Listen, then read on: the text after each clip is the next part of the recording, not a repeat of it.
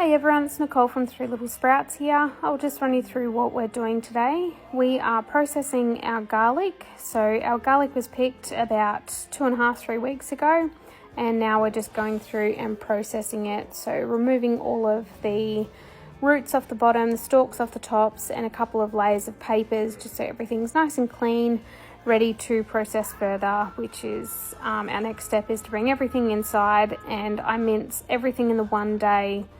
Pop it into Snap-Lock bags, put it in the freezer, and then break it all up and store it in our freezer so that I don't have to peel anything while meal prepping. I don't enjoy garlic peeling, so I just do it all in one day and get it over and done with. And then it's ready to go. So I, like a lot of Australians, had issues this year with witch's brooming of our garlic, which is caused by extreme fluctuations in the temperature, so going from very, very cold to very hot back to cold again, which causes secondary sprouting inside the garlic bulbs, and there's nothing you can do about it. There is no cure for it, and it's no use taking your bulbs out earlier. It just affects the long-term storage of your bulbs if you choose to do that. But as I said, we don't store ours long-term in the cupboard. It all just gets processed and popped into the freezer, so it's neither here nor there to us. So what I also did was chose the best of the best bulbs that I had this year, and I have saved those as our seed garlic for next year. So I've just popped those aside. I've done the exact same thing, but I've left all the papers on those, and I'll just pop those aside to further dry out, ready for next year.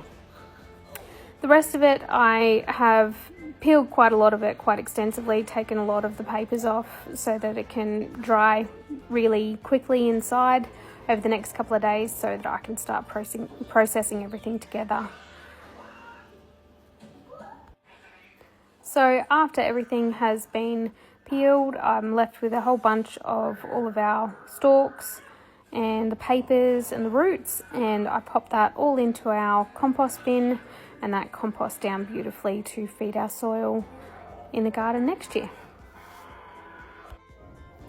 This year we grew 4 different types of garlic. So we grew the elephant garlic, a Spanish solus, an Italian late, and a spicy mountain Korean garlic. And the best by far that we had was the Italian late. That one was just super easy to grow. I think we had maybe one of those witch's broom, and the rest of them were all perfect. And I believe they're the ones that I've put aside next year for our seed garlic as well. That seems to grow very well in our climate, so I'll just continue on with that one. The little seeds that you can see down the very bottom of the screen, they're called corms, and they're off the elephant or Russian garlic.